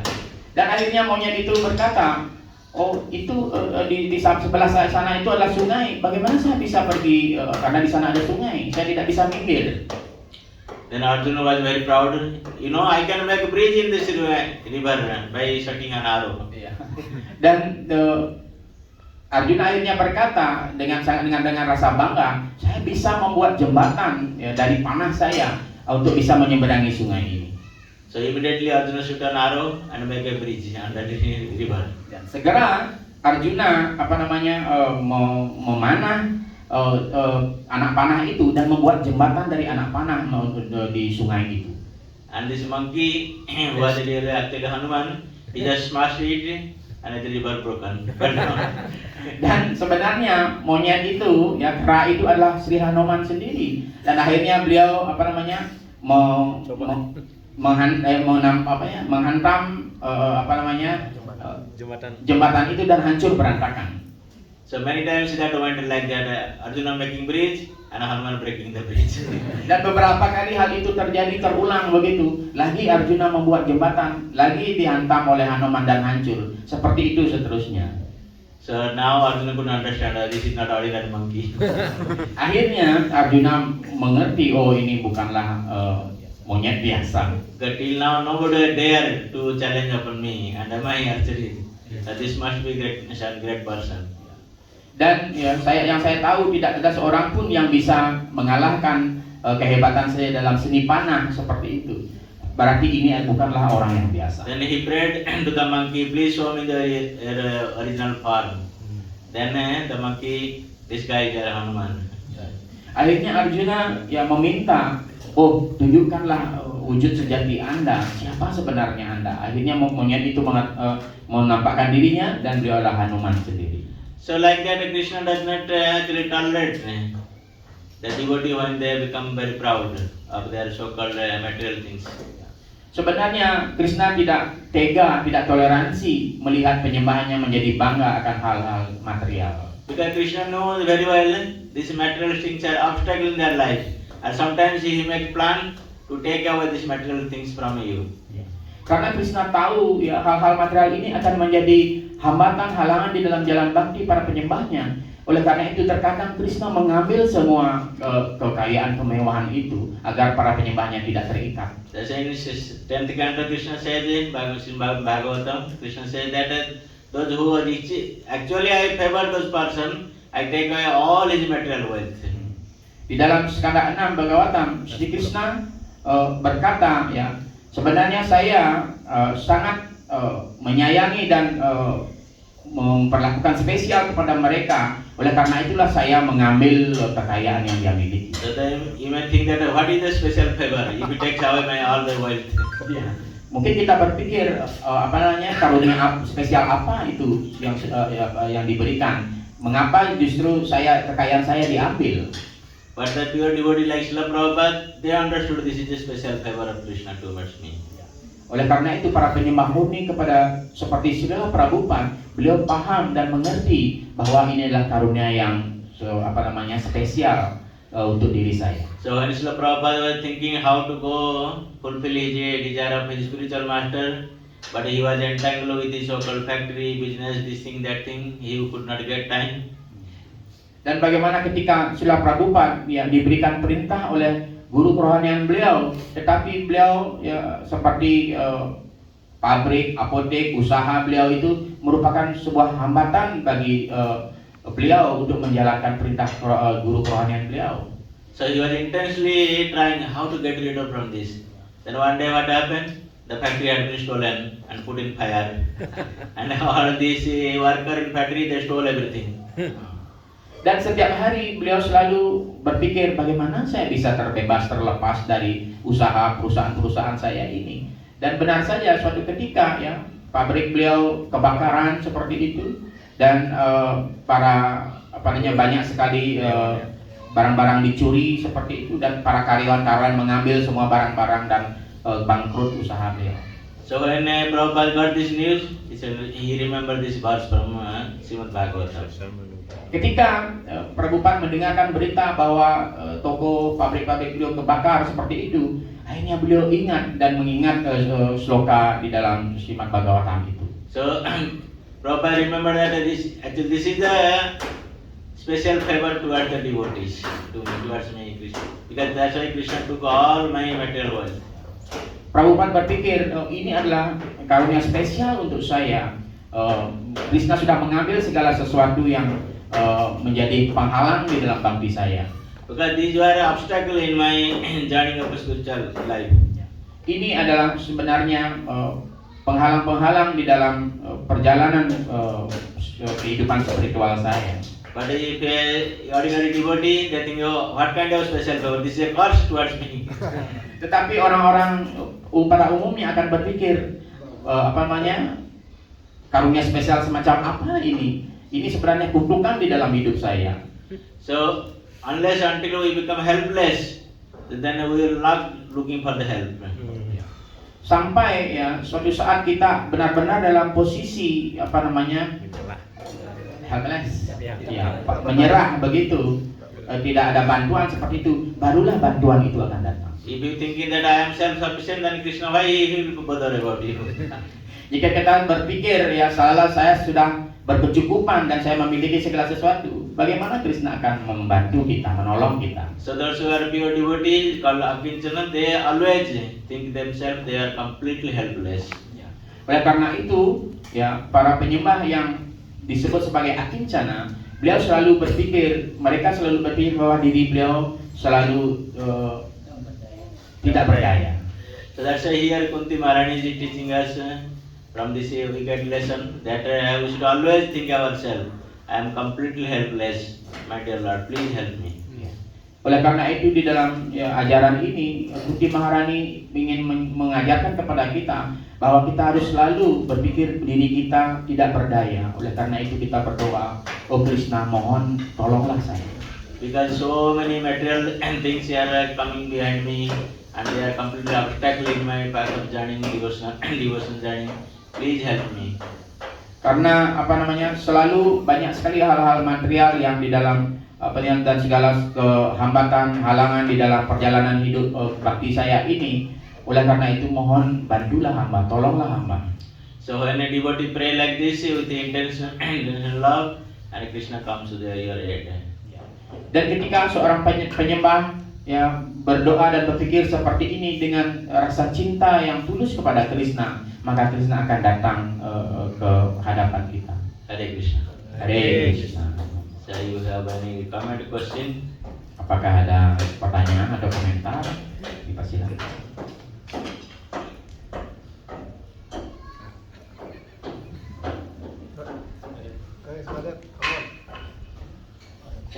Okay. Satu jalur. Hare Krishna. Jalur dua kan juga Hare banyak. Rupa sangat. Jalur satu. Seperti seorang penyembah, jika dia memiliki kekayaan yang berkecukupan, Hutang. ketika dia digunakan untuk pelayanan bakti, tentunya itu adalah karunia yang luar biasa. Bukan So he has one question. If one devotee he has a sufficient wealth but at the same time he used for devotional service. Is this can consider as Masih. Oke. mercy? Yeah, when Krishna was endowed with some devotee with much wealth, so that devotee should always try to engage that, because Lakshmi is only the service of Narayan. If you want to keep Lakshmi for yourself, then that will be problem. Dan ketika Sri Krishna yang memberikan cukup kekayaan bagi seorang penyembah, hendaknya dia mempergunakan kekayaannya itu, hartanya itu untuk melakukan pelayanan bakti kepada Krishna. Karena kekayaan itu seperti halnya Lakshmi, ya, dan Lakshmi dimaksudkan hanya untuk melakukan pelayanan kepada Sri Narayana. So in our Krishna consciousness movement, we see many worldly disciples of Prabhupada. So they serve the Krishna consciousness movement. Their worldly become more and more, and they give more and more. The Krishna reciprocate like that. When he give more to Krishna, Krishna give you more. Seperti kita melihat di dalam kehidupan murid-murid pada Srila Prabhupada, banyak sekali di antara murid-murid Srila Prabhupada adalah orang-orang yang kaya raya seperti itu. Tetapi dengan kekayaan ini, dia mempersembahkan kekayaannya kepada Srila Prabhupada yang dimanfaatkan untuk menggunakan pelayanan kepada Krishna. Justru Krishna memberikannya lagi dan lagi kekayaan seperti itu. Semakin Krishna memberikan kekayaan itu, mereka lagi menggunakan untuk pelayanan. Krishna lebih memberikannya lagi seperti itu. And same time also we see some other devotees of the disciples of Prabhupada, when they got some money, they try to spend in share market, speculation business. So one day the share market increase, they think, oh, we get so much money and it's serve for Krishna, but the share market crash, they lost everything. Ya. Dan ada juga beberapa murid dari Srila Prabhupada yang menempatkan uangnya di Saham itu stok. saham seperti itu. Dan ketika saham itu trading itu melonjak profitnya begitu, dia menjadi senang sekali. Oh, nanti kalau sudah banyak saya akan melakukan pelayanan kepada Krishna seperti itu. Dan ketika suatu saat jebol oleh George Soros, ya burus begitu, akhirnya rugilah semua itu, hilang semua kekayaan. So that's why from this incident we should take lesson that when Krishna gives us money, so we should spend that money for his service. This is better, better business. Ya. Pelajaran yang kita bisa petik adalah bagaimana ketika kita mendapatkan uang lebih banyak seperti itu dan kita manfaatkan uang itu untuk pelayanan kepada Krishna seperti itu. Ini adalah bisnis yang sesungguhnya. And Krishna is not a miser. He said, okay, thank you very much, you give me, I don't give you back. Krishna bukanlah orang yang pelit seperti itu. Oh, oke, kamu sudah memberikan saya banyak hal, tetapi saya tidak akan berikan kamu. Tidak. Ya, Krishna pasti akan memberikan. Where Krishna said that Jajatamam Prapadan Tantam Bhajamyam, as you reciprocate, I reciprocate with you. If you want to hold you, then I also hold you. Dan seperti Tamam Prapadiante, ya seperti itu. Sejauh mana kamu memberikan kepada saya, sejauh itu juga saya membalasnya. Tetapi sejauh mana kamu menyembunyikan hartamu, sejauh itu juga saya menyembunyikan karunia saya. Okay, otherwise that will be obstacle. That will become hindrance in our devotional journey. Ya, itu kalau tidak seperti itu akan hanya menjadi halangan dan menjadi hambatan di dalam perjalanan bakti kita. Sebenarnya perlu question. Terima kasih. Saya nanyakan tentang cerita tadi tentang Wiswamitra. Jadi Dasarata mampu menolak keinginan dari Wiswamitra di mana Wiswamitra meminta anaknya Sri Rama. Kenapa di saat KKI Dasarata tidak bisa menolak keinginan dari Dasarata dan KKI menginginkan anaknya Bharata menjadi raja. Kenapa bisa tidak menolak, sedangkan Wiswamitra dia mampu untuk menolak keinginan dari Powerful wanita. raja ini. Ada Prabhu has one question that Maharaj already mentioned that when Wiswamitra Muni asking for request to Dasaratha Maharaj he want to take Ram and Lakshman, but Dasaratha Maharaj at that time what's called avoid the request. But when Kaikeyi Rani want to she has a request to kick out Sri Ram from Ayodhya. So why then Dasaratha Maharaj cannot object it? Because Dasaratha Maharaj already promised her to give him 2 boons. So he has to fulfill his word. Karena dalam kasus Ibu Kaikeyi, Dasaratha Maharaj sudah memberikan janji beliau kepada Ibu Kaikeyi untuk menempatkan Bharata sebagai raja Ayodhya selanjutnya. So Dasaratha Maharaj himself, he did not order Ram, you get out from here. But Lord Ram himself he understood that my father is in a dilemma condition. So this is the real son that who understand the mindset of father and act accordingly. Ya. Maharaj Dasaratha beliau sendiri secara pribadi bukan beliau yang ingin agar Sri Ram keluar daripada Ayodhya. Tetapi Sri Ram mengerti kondisi keadaan ayahnya yang berada di dalam dilema pada waktu itu. Dan sebagai putra yang baik, ya, anak yang baik berbakti kepada orang tua, beliau bersedia untuk diasingkan ke hutan mengikuti perintah Kaikeyi. Because Lord Ram understood that my father already promised my mother. So if he does not keep his promise, then he will go to hell. Dan karena Sri Ram sudah mengerti bahwa ayahnya Dasaratha sudah berjanji kepada Ibu Kaikeyi, jika ayah tidak menepati janji beliau akan pergi ke neraka. And still also after Lord Ram left the Ayodhya, Dasaratha also left this world. Ya. Dan seperti itu, ya, ketika Sri Rama pergi meninggalkan Ayodhya, beberapa saatnya lagi ya Dasaratha Maharaj pergi meninggalkan dunia ini. Okay, that much intense love for Lord Ram, Dasaratha. Karena dia memiliki cinta yang sangat luar biasa kepada putranya Sri Ram. So if Lord Ram goes out from our life, what is the use of keeping this life? Dan Dasaratha memahami ya jika Sri Ram tidak ada di dalam hidup saya, lalu untuk apa saya memelihara hidup ini lagi? So because Lord Ram is the real wealth in our life.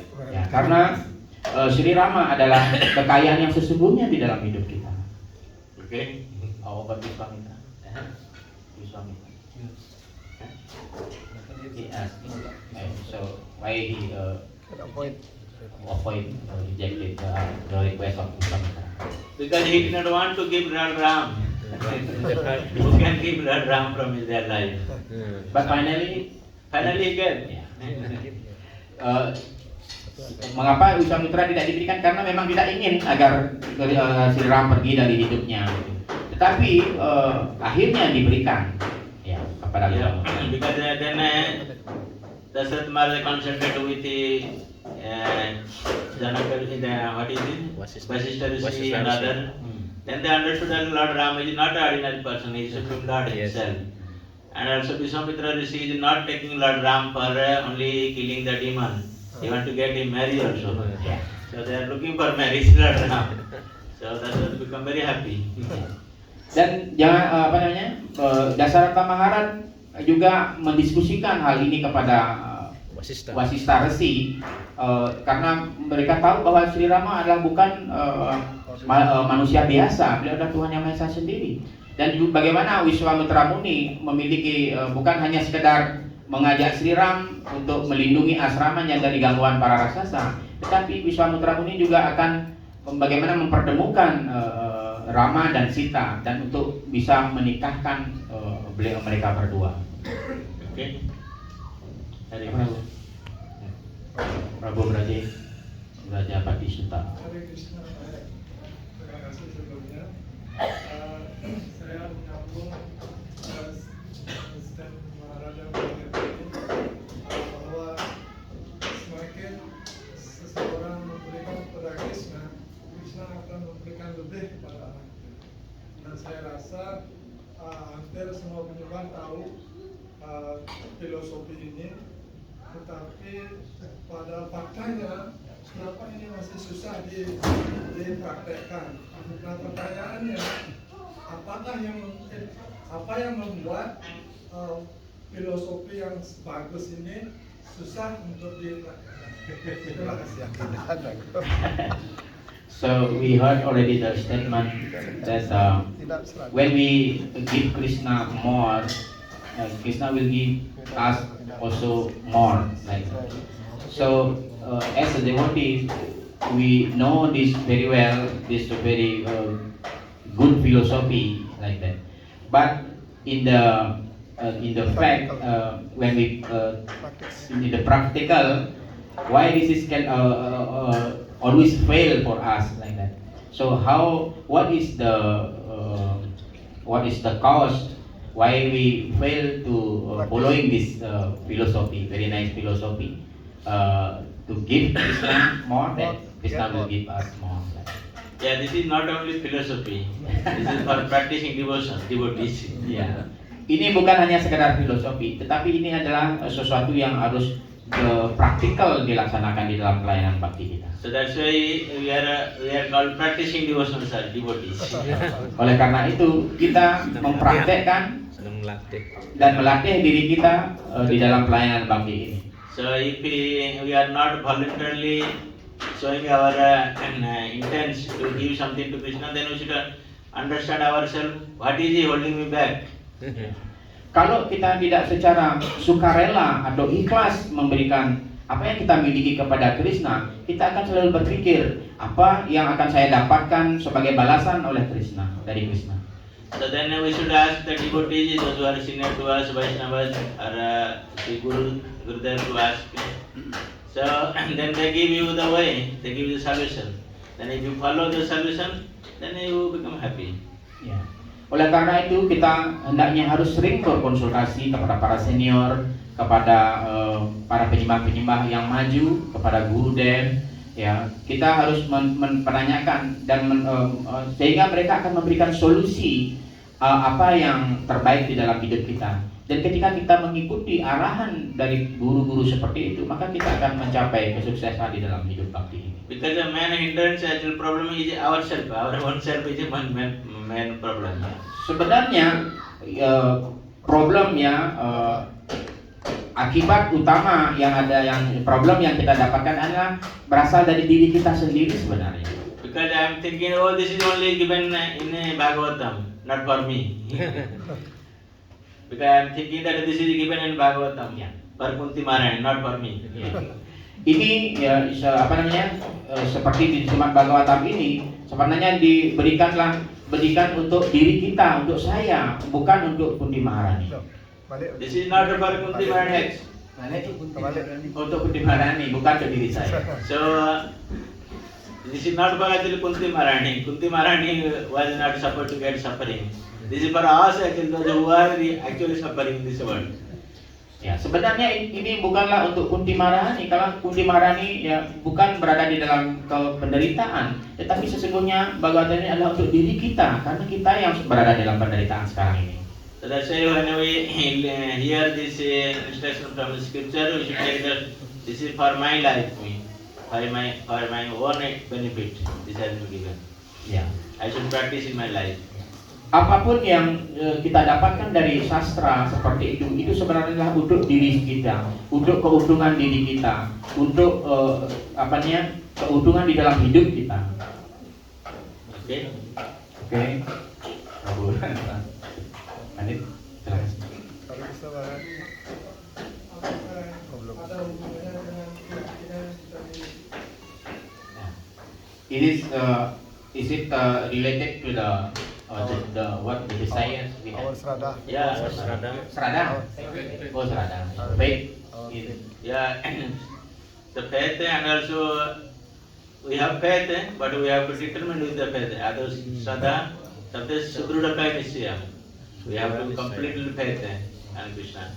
Ya, mungkin kita memiliki keyakinan seperti itu, tetapi hendaknya keyakinan ini harus dikembangkan sebagai keyakinan yang adau serada, yang lebih kuat lagi, yang lebih lebih besar lagi keyakinannya. So you have to have a complete faith, a strong faith in the word of scripture and a Sadhu Guru.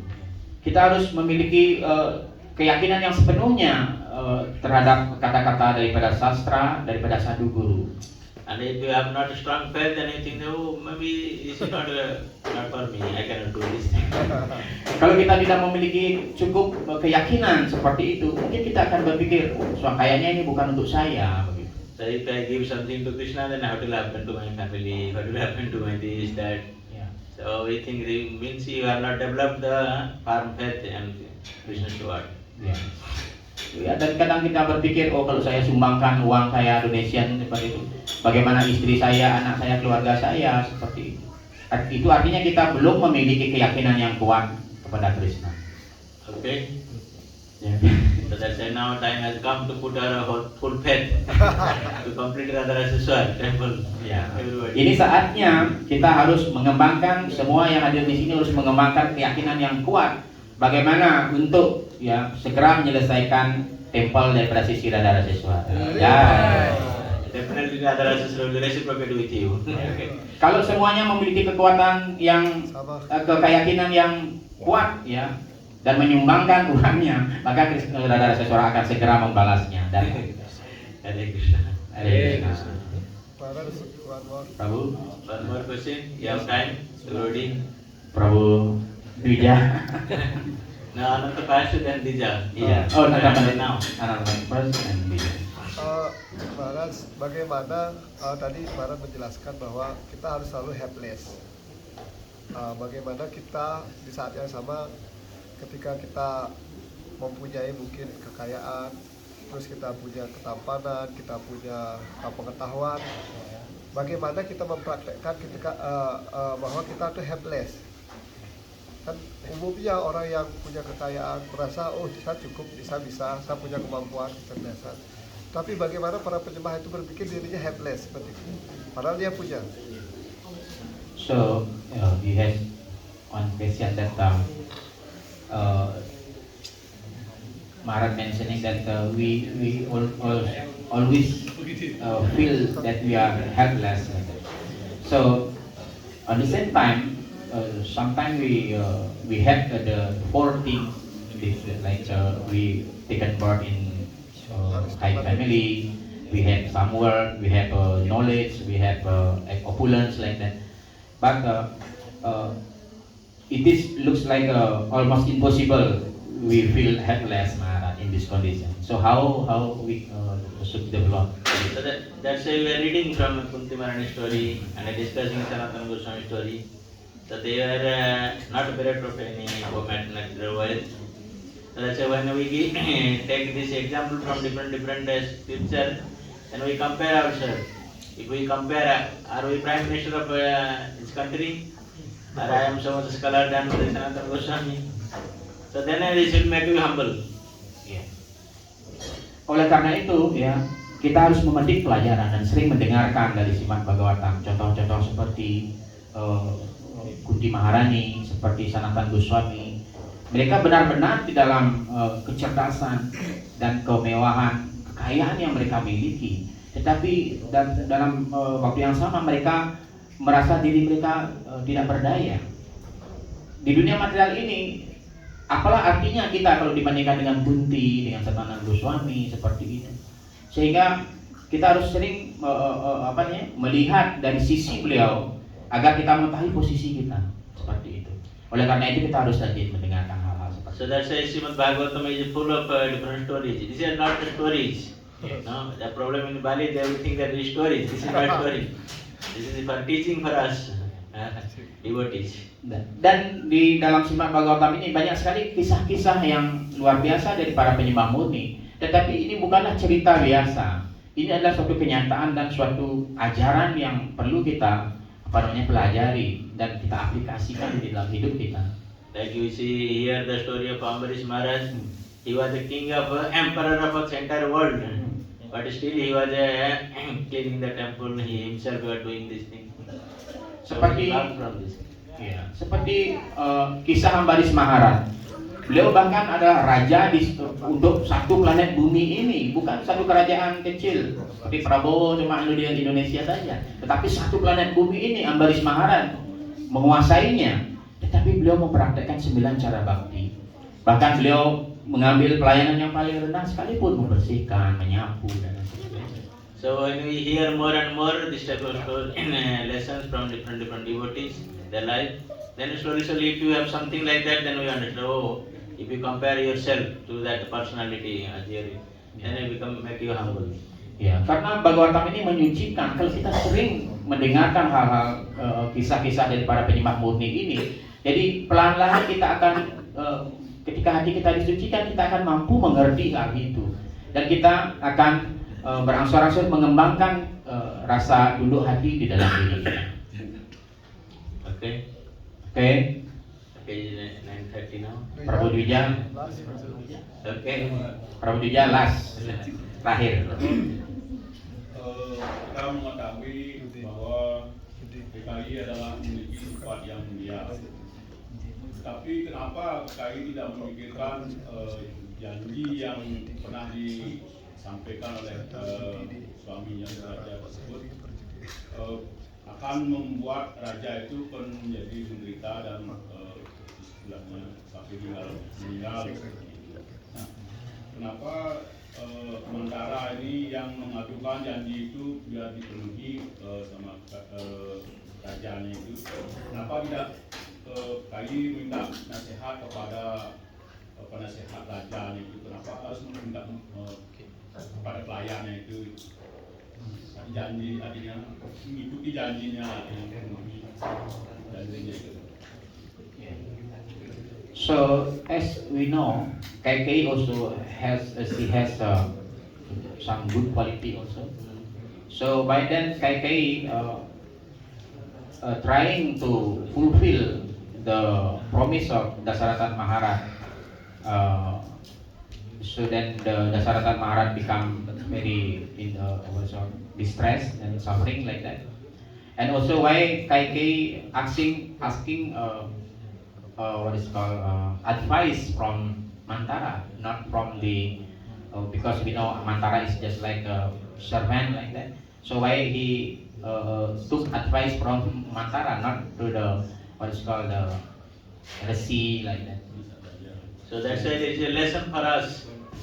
That's why Hanuman is praying that Lord Ram's life is called Martya Avatar, Martya Sikhanam.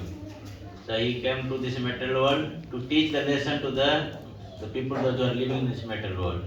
Ya. Dan ini adalah sebenarnya pelajaran yang diberikan oleh Usah Ramayana ini kepada kita seperti itu. Karena Sri Ram, Hanuman menyampaikan di dalam doanya bahwa Sri Rama adalah Marjada Purusottama. Beliau adalah orang yang sangat ideal, tokoh yang ideal sekali. Dan dari lila ini beliau ingin mengajarkan kepada orang-orang yang hidup di dalam ketrikan dunia material ini. So like the answer to the second question, when Kaikeyi has taken advice from Mantara, so when we take third class people advice, then we will become third class. Our mentality become third class contaminated. Ya. Dan untuk pertanyaan yang kedua, mengapa Kaikeyi mau menerima nasihat daripada Mantara? Itu mengajarkan kepada kita, ketika kita meminta nasihat dari orang yang kelasnya rendah, ya, orang kelas 3, orang yang kelas rendah, maka pada yang sama kita akan menjadi orang yang kelas rendah juga. So that's why we have to take always advice from the original spiritual master and those who are coming in the bona fide parampara. So then we properly guided. Otherwise we will guided by like Mantara.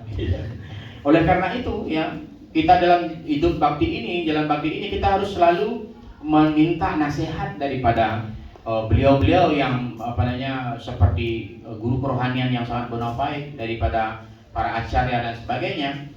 Kita mengambil nasihat dari beliau, bukan meminta nasihat orang-orang seperti Mantara seperti itu. Oleh karena itu jangan bergaul kepada orang-orang yang seperti Mantara. Oleh karena itu jika kita kalau tidak seperti itu, kita akan sama seperti Mantara. So the first question is why Kaikeyi asked me, because that always we should understand when there is a perfect lila something happening, so there is a different purpose of Supreme Lord behind that pastime. Ya. Jadi pertanyaan yang pertama tadi, mengapa KKI meminta janji itu? Jadi ketika kita membaca cerita-cerita seperti itu, lila-lila yang sangat sempurna seperti itu, maka akan ada banyak ajaran-ajaran atau pengetahuan yang kita bisa petik dari hal itu. Because the demigods, they prayed the Supreme Lord to come and kill the Ravana and all the demons that time. Ada alasan di balik itu karena para dewa mereka berdoa kepada Tuhan agar Tuhan turun ke dunia material ini untuk membunuh raksasa yang bernama Rahwana. Kalau Sri Rama tetap berada di istana, beliau tidak diasingkan, beliau tidak akan bertemu dengan Rahwana. So that's why Kaikeyi was actually most lovable mother of Lord Sri Ram. Even from his one mother Kausalya, Kaikeyi loves Ram so much. Sebenarnya Ibu Kaikeyi, cinta kasih sayang Ibu Kaikeyi kepada Sri Rama tidak ada yang menandingi. Bahkan jauh lebih besar daripada ibu kandungnya sendiri, dari Kausalya. Kaikeyi jauh lebih mencintai Sri Rama daripada Kausalya. Most of time Lord Ram was residing in the Kaikeyi's palace, not in Kausalya's palace. Sering ketika beliau ya kecil, masa remaja beliau seperti itu, Sri Rama selalu tidur dan berada di istana daripada Ibu Kaikeyi ketimbang daripada ibu kandungnya Kausalya. Though he was born from Kausalya, but he was always calling Kaikeyi as his own mother. Meskipun ya secara biologis Sri Rama lahir dari Ibu Kausalya, tetapi beliau selalu memanggil Ibu Kaikeyi seperti memanggil ibunya sendiri. And Kausalya, he called her my elder mother. Dan Sri Rama ya memanggil ibu kandungnya, ibunya sendiri sebagai ibu yang lebih tua. Ibu Kaikeyi ibunya sendiri. So one day Lord Ram promised Kausalya, Kaikeyi.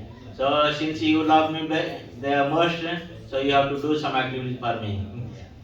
Dan suatu ketika Sri Rama meminta kepada Ibu Kaikeyi, oh Ibu, karena Ibu begitu menyayangi saya, mencintai saya, tolong suatu saat penuhilah satu permintaan saya, satu keinginan saya. So you have to take you have to sacrifice yourself so many things, and also many people will tell you ill word to you. You have to tolerate those things. Dengan memberikan saya, memenuhi permintaan saya itu, maka Ibu akan dianggap sebagai orang yang tidak benar begitu, dan banyak orang yang akan menyebut Anda sebagai dengan kata-kata yang tidak bagus. So then Anda harus siap. Then Kaikeyi promised, yes, anything, whatever comes to my life, because I love you so much, so that I can do it, whatever anything comes to in my life, I do for you. Ya. Akhirnya Ibu Kaikeyi mengatakan, baiklah, ya, karena saya sangat menyayangi Anda, menyintai Anda wahai Rama. Seperti itu. Jadi apapun yang akan datang di dalam hidup saya siap menerimanya. So then Lord Ram told this, that I have to go out from Ayodhya. So you have to help me in this way.